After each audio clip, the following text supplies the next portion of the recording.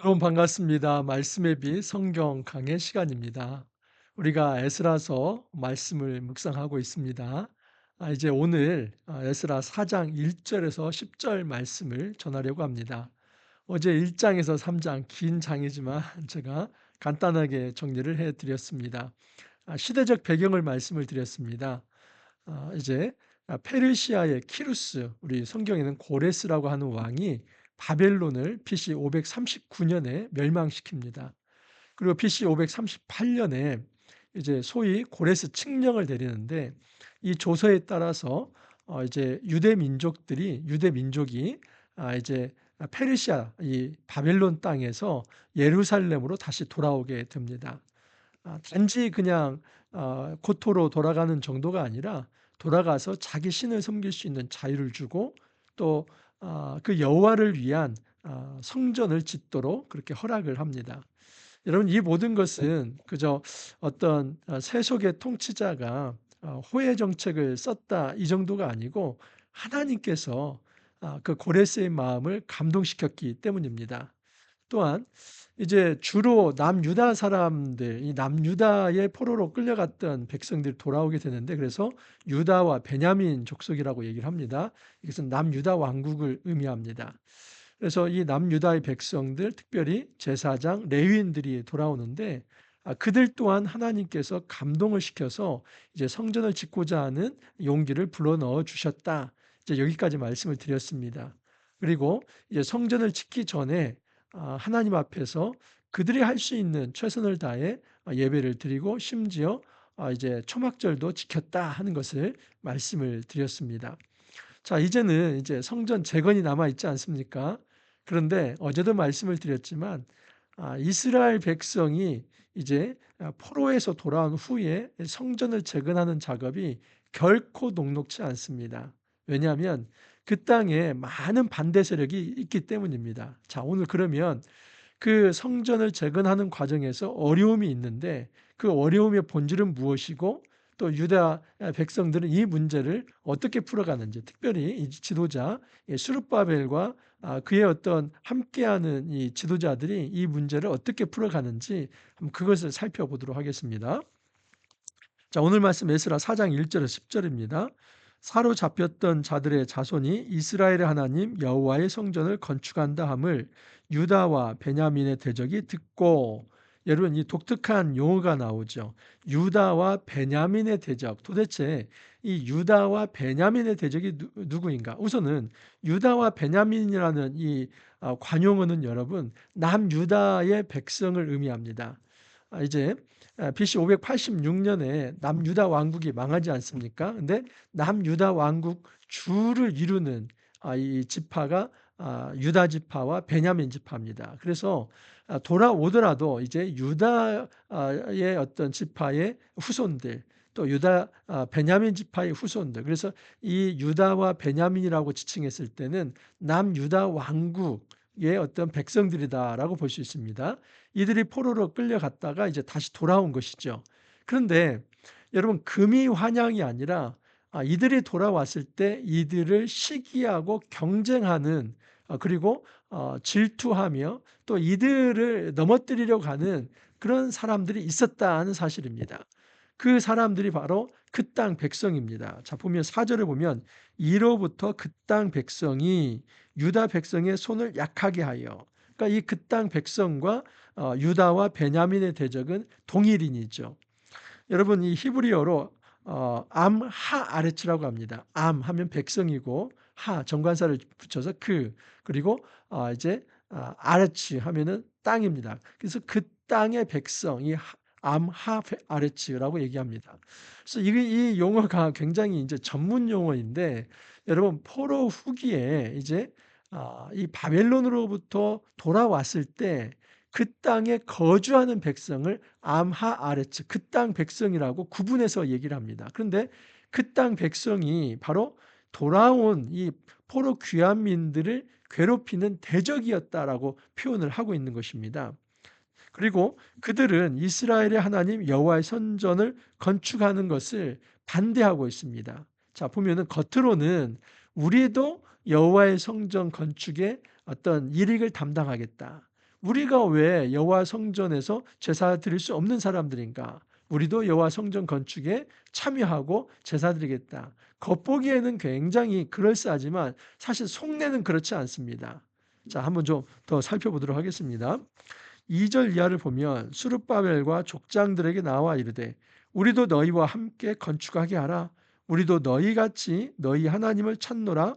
아수르 왕 에살핫돈이 우리를 이리로 오게 한 날부터 우리가 하나님께 제사를 드리노라. 자, 그러면 이제 이 정체를 한번 찾아봐야죠. 이 유다와 베냐민의 대적, 다시 말해서 그 땅 백성 암하 아레치, 이들의 정체가 누구인가? 여러분, 이들은 일단은 첫 번째는 바벨론 포로가 있을 때 포로로 끌려가지 않은 이 유다 백성들 또는 북쪽 이스라엘 백성들을 의미합니다. 자, 그런데 여러분, 우리는 포로로 끌려갔을 때 아주 비천한 사람들이 끌려갔을 거라고 생각하죠. 그렇지 않습니다. 바벨론 포로로 끌려간 대부분의 사람들은 엘리트 계층, 또 이제 아주 귀족 계층, 또는 이제 방백과 신하들, 그리고 아주 유력한 가문의 어떤 자녀들, 이런 사람들이 포로로 끌려갔습니다. 그리고 남겨진 존재들이 하층민이 남겨집니다. 그리고 이 바벨론은 그 하층민에게 무엇을 하냐면 이제 끌려간 사람들이 남겨놓은 이 재산을 그 하층민에게 다 나눠줘 버립니다. 그러면 여러분, 이게 어떻게 되는 겁니까? 지금 이 땅이라고 하는 것이 원래는 이제 이 바벨론으로 포로로 끌려갔던 사람들, 그들의 땅인데, 그들의 땅을 바벨론이 다 몰수를 해 가지고 그 땅에 남아 있는 백성들에게 나눠져 버린 겁니다. 그러면 그 바벨론 포로에서 돌아온 그 후손들은 자기 땅을 찾지 않겠습니까? 근데 자기 땅을 찾지만은 이미 지금 이제 그 땅에 남겨진 사람들이 이제 땅을 다 점유하고 있고 원래 주인의 땅들을 가지고 있으면서 이제는 우리가 한 80, 70년 동안 이 땅을 우리가 바벨론 당국으로부터 받은 땅이고 이건 우리가 돌려줄 수 없다. 이렇게 되는 것이고, 돌아온 백성들은 그것은 원래 우리 조상들의 땅이다. 그걸 좀 너희가 내놔야 한다. 이런 어떤 갈등이 있는 겁니다. 그러니까 이 문제가 결코 작은 문제가 아니고, 일단은 땅에 대한 이 갈등 문제가 있고, 또 하나는 이게 이제 경제적인 부분이고 정치적인 부분과 종교적인 부분이 있습니다. 정치적인 부분은 여러분 이렇습니다. 지금 여기 에살핫돈이 나오는데, 사실은 이 에살핫돈은 BC 681년에서 669년에 이제 다스린 왕입니다. 근데 이보다도 훨씬 더 이전에, 그러니까 BC 722년에 북이스라엘을 멸망시킨 왕은 사르곤 2세입니다. 그래서 이 사르곤 2세가 북이스라엘을 멸망시키는데, 이 사르곤 2세의 대표적인 어떤 정책이 무엇이냐면 그 정복한 지역의 땅의 사람들을 해외로 흩어버리고, 그리고 해외에서 또 흩은 이 종족을 이곳에 이식을 시키는 겁니다. 그러니까 서로 그냥 이 종족 간의 어떤 정체성을 상실시키도록 다 혼합을 시켜버리는 것이죠. 그래서 사마리아 북이스라엘 백성들을 디아스포라, 이 해외로 다 흩어버리고 거의 흩어진 것입니다. 그리고 이제 다른 지역을 정복했을 때 그 지역의 사람들을 이 사마리아 땅에 이식을 한 겁니다. 그러니까 이방 민족이 대거 북이스라엘에 들어온 것이죠.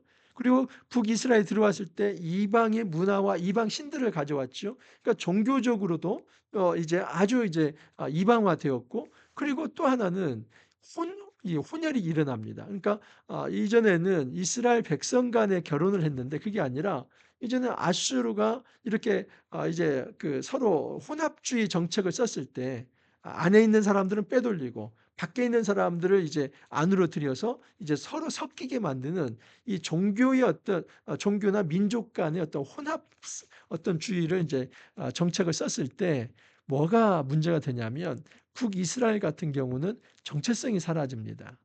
그래서 어떤 여호와의 신앙, 이 유대 민족 또는 어떤 이스라엘 민족이라는 정체성보다는 그냥 아수르의 제국에 있는 국민, 또 이제 아수르가 바벨론에 의해서 이제 망할 때는 우리는 바벨론의 어떤 제국에 있는 이제 백성, 또는 이제 바벨론이 페르시아에 망할 때는 우리는 페르시아 제국의 백성 이렇게 되는 것이지 그 사람들이 어떤 이 이스라엘의 정체성을 가지고 살아가는 게 아니죠. 그러니까 정치적으로도 굉장히 미묘한 갈등 관계에 있습니다.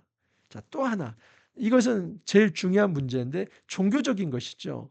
종교적으로 이제 이방의 신들을 다 가지고 들어온 겁니다. 그래서 이제 북이스라엘이나 남유다나 다 할 것 없이 사실은 70년 동안 그냥 이 이방 땅이 돼버린 거 아닙니까? 그래서 그곳에서 여호와의 신을 찾는 것이 아니라 그냥 이방의 어떤 신들이 그곳을 다스리고 있었던 것이죠. 근데 여러분 유대의 이제 그 포로로 끌려갔던 이들이 다시 돌아왔을 때는 성전을 짓는 이유가 뭡니까? 그래서 여호와의 신앙을 회복하는 것이죠. 그러니까 여기는 종교적 갈등이 필연적으로 일어날 수밖에 없습니다. 그래서 어 경제적으로 이 땅 문제가 걸려 있고 종교적인 어떤 신의 문제가 있고 정치적으로 어떤 기득권에 대한 갈등이 일어날 수밖에 없다는 겁니다. 그래서 여러분 이 싸움이 거의 100여 년 이상 진행이 됩니다.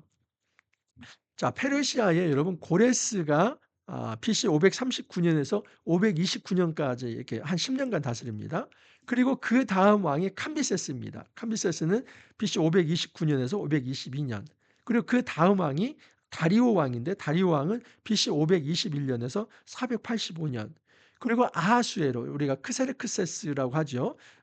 크세르크스. 이 크세르크스는 이제 BC 485년에서 465년. 그리고 아닥사스다는 465년에서 424년.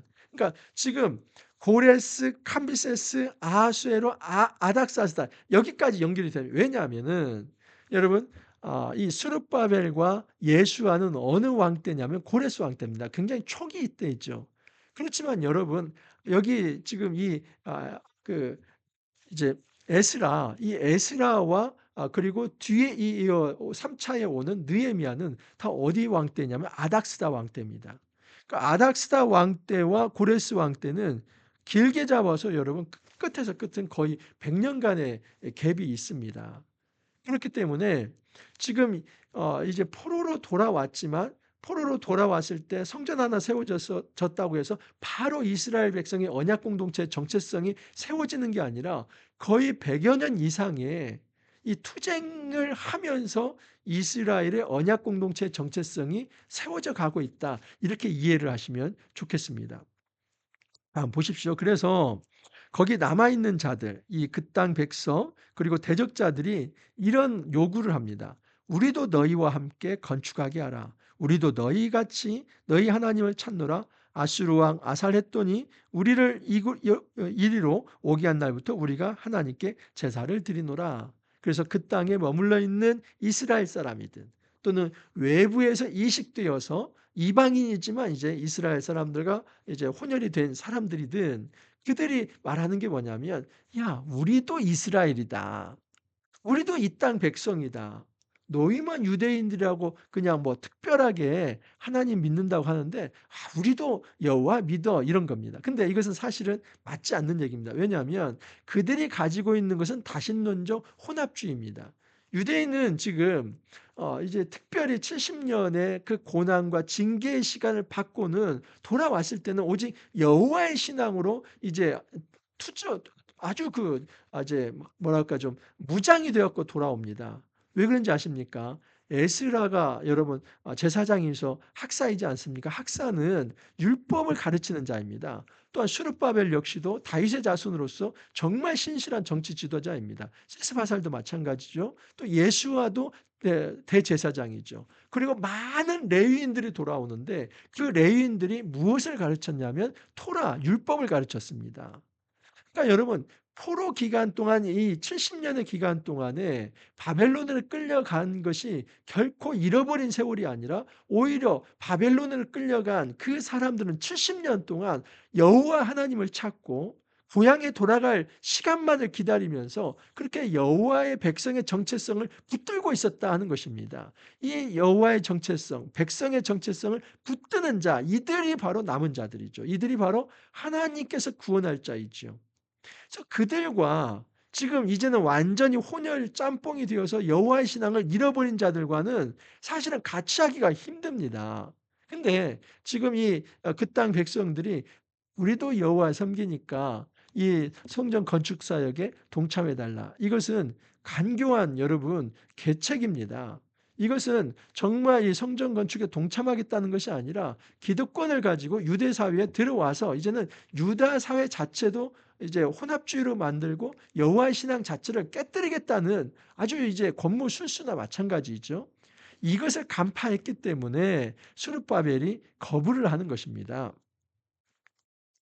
자, 음 여기 보시면 아 바사왕 고레스가 우리에게 명령한 하신 3 절부터 읽어 드립니다. 수르바벨과 예수아와 기타 이스라엘 족장들이 이르되 우리 하나님의 성전을 건축하는데 너희는 우리와 상관이 없느니라.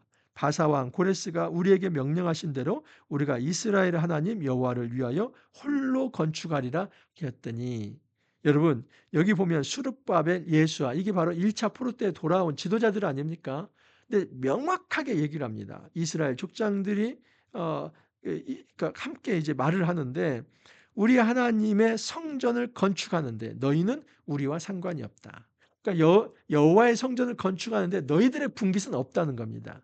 자 여기까지만 놓고 보면 너무 수르바벨과 예수아가 독단주의적이고 그리고 분리주의적이고 약간 선민주의적이고 너무 민족주의적으로 그렇게 해서 좀 뭐랄까 이렇게 같이 섞으려 하지 않고 그냥 자기들의 어떤 엘리티즘에 빠져 있는 거 아닌가 이렇게 생각할 수 있습니다. 하지만 여러분 제가 서두에서 말씀드린 대로 지금 그 땅 암하아르츠 이 사람들은 단순히 그냥 그 땅을 지키면서 여호와의 신앙으로 무장한 그런 존재들이 아니라 이미 여호와의 신앙을 다 잃어버렸고 또 어떤 혈통적으로는 이방인과 혼혈이 된 사람들이고 그래서 이방 신들을 섬겨오는 자들이 그들이 "우리도 여호와를 섬기겠다. 그리고 우리도 아사렛던 이후로 뭐 좀 더 올라가면 사르곤 2세 이후로 이제 다른 곳에서 왔지만 이곳에서 지역 신이니까 여호와를 섬겨 왔다. 그러니까 우리도 제사를 드리겠다."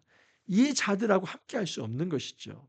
만약에 여러분 수르바벨과 예수아가 이 갈등을 피하기 위해서 그들과 손을 잡고 타협을 하면 어떤 문제가 생기는 겁니까? 70 년의 포로 기간이 가치가 사라지는 겁니다. 어제도 말씀을 드렸지만 이 70 년의 기간은 땅이 안식하는 기간입니다. 땅이 안식한다는 게 무슨 말일까요?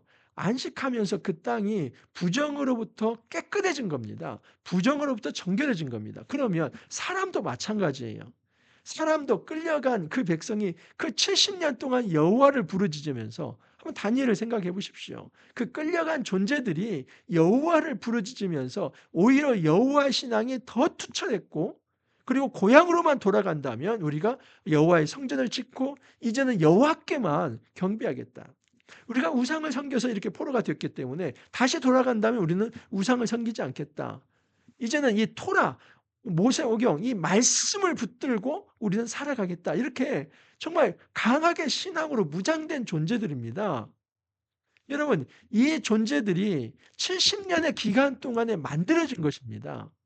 그래서 70 년의 기간은 단지 포로로 끌려가서 비참한 생활을 한 것이 아니라 하나님께서 연단의 시간이죠. 여러분 이 금이 어떻게 나옵니까? 원석은 여러분 바위덩어리 아닐까요? 그래서 그것을 푸른 풀에 넣고 하면서 그 순금을 빼내는 겁니다. 70 년의 기간은 그 어떤 풀무불에 단련되는 듯해서 정금같이 나오는 시간이지요. 그래서 정금같이 나왔는데 다시 혼합 물질과 함께 짬뽕이 된다고 한다면 70 년의 포로 생활이 무슨 의미가 있겠습니까?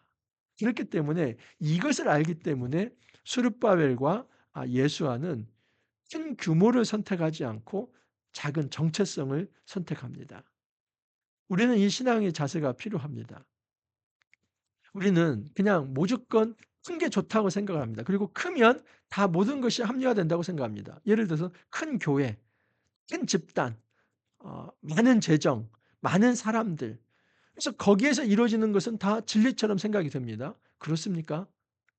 오히려 큰 곳에서 더 문제가 발생되는 거 아닙니까? 하나님이 왕이 되지 않고 사람이 왕이 되고 돈이 우상이 되고 타락해지고 여러분 이게 문제가 생기는 거 아닙니까? 저는 그냥 '작은 교회가 다 옳다.' 이렇게 제가 이분법적으로 말하는 게 절대 아닙니다. 제가 작은 교회를 목회하기 때문에 또 그것을 합리화하려고 하는 것도 아닙니다. 그게 아니라 무조건 큰 것은 다 옳고 작은 것은 이제 하찮다고 생각하는 이 의식 자체는 잘못되었다는 것을 제가 말씀을 드리는 것입니다. 어떤 큰 규모보다도 더 중요하게 생각해야 할 것은 정결한 정체성입니다. 며칠 되었든 그 하나님 앞에서 흔들림 없이 순결하고 그 풀무불에 단련되듯이 연단되어서 나오는 그 연단된 그 정금같이 나온 그 존재들, 그들이 진정한 하나님의 백성이고 하나님 나라를 이뤄갈 수 있다는 것이지요. 여러분, 어제 제가 말씀을 드렸죠. 그들이 돌아왔을 때 숫자가 4만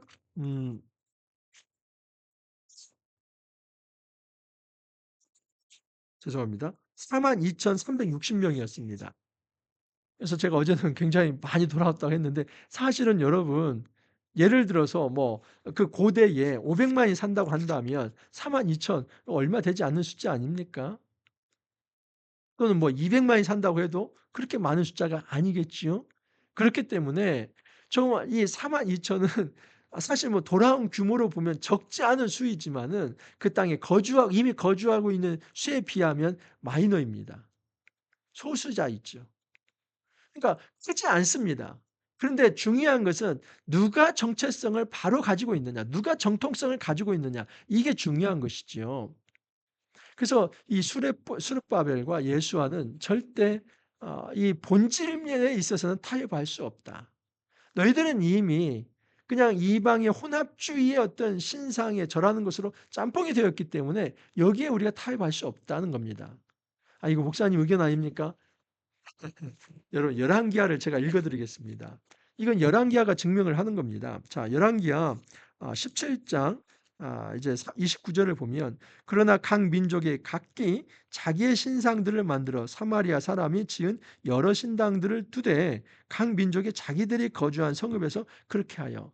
여러분 이게 바로 이것입니다. 지금 북이스라엘이 이제 망하면서 그곳에서 여러분 각 이방신들을 들여와서 그 이방신을 섬겼다는 것이죠.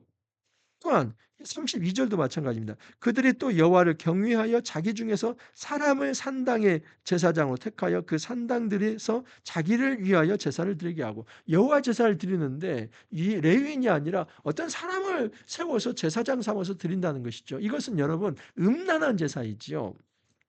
또한 34절 마찬가지입니다. 그들이 오늘까지 이전 풍속들을 행하여 여호와를 경외하지 아니하며 여호와께서 이스라엘이라 이름을 주신 야곱의 자손에게 명령하신 율례와 법도와 율법과 계명을 준행하지도 아니하는도다. 그래서 이 외부에서 온 사람들과 내부에 온 사람들이 혼혈 짬뽕이 되어서 이제 혼합주의가 된 이 예배는 결코 하나님을 기쁘게 하지 않는 제사였다는 것이죠.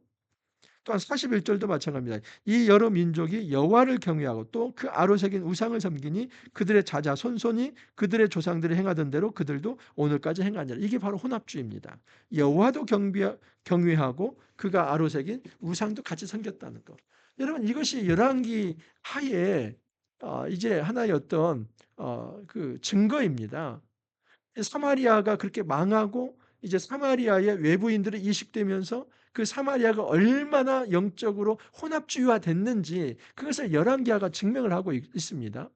근데 여러분 이것이 722년 일인데 지금 다시 돌아왔을 때가 539년 아닙니까? 그러면 거의 200년이 흐른 겁니다. 그 200년 기간 동안에 북이스라엘과 특별히 586년 이후에는 이제 남유다까지도 정체성, 남아있는 자들이 정체성이 거의 사라진 것입니다. 그러면 그 정체성을 누가 가지고 있었냐? 그것은 포로로 끌려갔던 사람들이 끝까지 여호와 신앙을 붙들었을 때 그들에게 정체성이 남아있는 겁니다. 어떤 많은 수가 아니라 끝까지 여호와의 신앙을 붙들고 있는 그들에게 여러분 참다운 정통성이 남아 있다는 것입니다.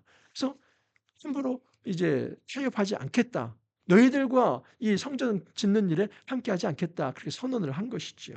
자, 그러자 4절 이하를 보면 이로부터 그 땅 백성이 유다 백성의 손을 약하게 하여 그 건축을 방해하되 바사 왕 고레스의 시대부터 바사 왕 다리오가 즉위할 때까지 관리들에게 뇌물을 주어 그 계획을 막았으며. 여러분, 이 고레스는 BC 539년에서 529년이라고 말씀드렸습니다. 다리오 왕은 BC 521년에서 485년입니다. 그러면 제가 볼 때는 약 한 거의 50년, 50년 이상, 이 50년 이상을 지금 맡고 있는 것이죠. 근데 나중에 이제 뒤에 이제 여러분 6 절부터 10 절까지는 이제 또 다른 얘기입니다. 우리가 이게 같이 읽어서는 안 되고 1 절에서 5 절은 성전 재건에 대한 반대이고 6 절에서 10 절은 또 다른 시대입니다. 한참 후대의 성벽 재건이죠. 이 성벽 재건 시대는 누구입니까?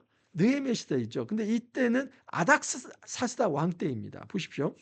또 아하수에르가 즉위할 때에 그들이 글을 올려 유다와 예루살렘을 주민을 고발하니라. 아닥사스다 때, 그러니까 지금 아하수에르는 BC 485년에서 465년 기간 다스렸고 그 후대 왕이 아닥사스다는 465년에서 424년까지. 그래서 여러분, 이 느헤미야와 에스라는 어느 시대의 사람이냐면 아닥사스다 왕 시대의 사람입니다. 그런데 지금 성벽 재건에 대한 이 그 어떤 방해 공작을 어느 시대부터 하냐면 아하수에로부터. 이거 역시도 거의 한 50년 이상을 이 남아있는 사람들이 반대를 했다는 겁니다. 그래서 남아있는 사람들은 결코 순수한 마음으로 우리도 이스라엘 사람이니까 우리에게도 분깃이 있고 우리도 여호와를 섬길 것이니까 함께하자. 이것은 하나의 권무술수일 뿐이고 이것은 하나의 어떤 외식적인 가식적인 사기를 치는 거짓말일 뿐이지 그의 진짜 의도는 정치적으로 종교적으로 경제적으로 이제 좀 혼합이 되어서 너희들의 이 어떤 여호와의 신앙, 이 언약 백성의 공동체성, 이 정체성을 버리고 이제 우리가 그냥 섞여 살자 이거지요. 근데 여기에 대해서 이 스룹바벨과 그리고 예수와 그리고 한참 후에 오는 이제 에스라와 느헤미야는 이것을 거부했다는 것입니다. 자, 그래서 7절 이하를 보면 아닥사스다의 비슬람과 미드르닥과 다부엘과 그의 동료들이 바사왕 아닥사스다에게 글을 올렸으니 그 글은 아람 자와 아람방으로서 전술하였더라. 이 글이 뭐겠습니까? 이간질하는 글이죠. 이것은 내일 이제 자세하게 드러납니다. 그래서 그 글의 핵심은 뭐냐면 지금 이 땅 백성들이 아주 이제 반역하기로 소문난 종족들입니다. 이 사람들은 제대로 왕을 섬기는 자들이 아닙니다. 이 사람들 세금도 내려 하지 않고 자기 왕국을 세우려고 성벽을 쌓으려고 하는 겁니다. 그렇게 해서 이런 간교한 이간질하는 정말 못된 이 편지를 이제 제국의 왕에게 보내서 여러분 성전 건축도 그것 때문에 16년이 멈췄었고 그리고 성벽 건축도 한참을 멈췄다가 다시 진행을 합니다. 그런데 이 성전 건축과 성벽 건축 이게 거의 100여 년의 기간 동안에 정말 이제 은혜 가운데서 이 정체성을 지키면서 이제 세워지고 회복이 된 것입니다. 우리는 이렇게 생각할 수 있습니다. 포로귀환 공동체에 돌아오면 모든 것이 다 금이환영을 하고 뭔가 다 준비되어 있고 착착착 진행이 돼서 성전 건축되고 또 성벽도 건축되어서 어떤 이스라엘의 백성의 언약 백성의 정체성으로 이제 하루아침에 다 회복이 돼서 잘 살고 하나님을 잘 섬겼겠다. 절대 그렇지 않았습니다. 엄청난 영적 전투가 있었던 겁니다. 이건 오늘날도 마찬가지입니다. 우리가 성전 공동체를 세워갈 때 누가 가장 싫어할까요? 사탄입니다.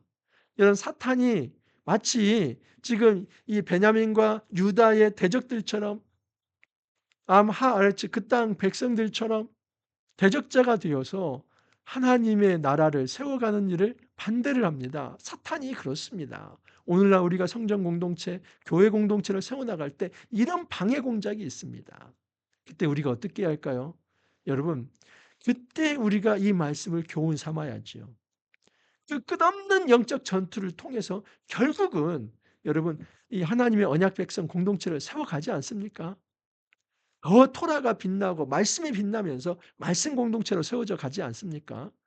여러분 공동체 하나를 세우는 것은 결코 쉬운 일이 아닙니다. 이 방해 공작과 방해 세력이 있습니다. 여기에 우리가 주눅들거나 또는 함부로 타협하거나 회유당하지 말고 여호와의 신앙의 정체성을 가지고 예수 그리스도의 이 십자가 신앙의 정체성을 가지고 정말 하나님의 거룩한 공동체를 우리가 아름답게 같이 지어 갈 수 있기를 간절히 소망합니다. 기도합니다. 주님 감사합니다. 유다 백성이 포로에서 돌아왔을 때 모든 것이 완비되어서 그냥 일을 하면 척척척 진행되는 그런 것이 아니라 성전을 건축하려 할 때도 성벽을 건축하려 할 때도 많은 방해 세력이 있었고 그 방해 세력의 이 방해 공작에도 불구하고 끝없이 참고 견디며 인내하며 투쟁하면서 그렇게 성전을 건축하고 성벽을 건축하면서 하나님 나라의 기틀을 만들었다는 것을 알게 되었습니다. 주님 우리 삶 속에서 교회 공동체를 세워나가는 것이 결코 쉽지 않은 일임을 알고 있습니다.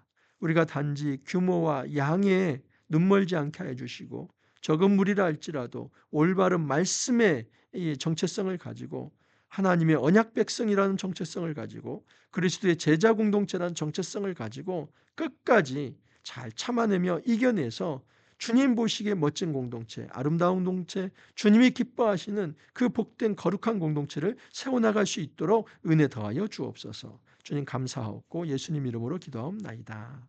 아멘. 여러분, 아, 이 포로 귀한 공동체가 돌아와서 성전을 건축하고 성벽을 재건하는 이 사역이 참 저에게는 교회 개척을 하면서 어, 그 교회 하나를 세우는 것이 얼마나 어렵고 힘들고 지난한 어떤 과정들을 통해서 이루어지는가 하는 이게 오버랩되면서 정말 저는 은혜가 됩니다. 에스라를 또 올해는 이런 은혜를 하나님께서 주십니다. 개척을 하면서 어렵고 힘든 시간들인데 또 하나님께서 잘 참아내라 그렇게 말씀하시는 것 같습니다. 우리 모두가 이 영적 전투 현장에서 지지 말고 사탄에게 지지 말고 타협하지 말고 끝까지 잘 견뎌내서 주님이 기뻐하시는 그 귀한 공동체 함께 만들어 갈 수 있기를 간절히 소망합니다. 오늘 여러분 화이팅 하시고 또 내일 찾아뵙도록 하겠습니다. 감사합니다.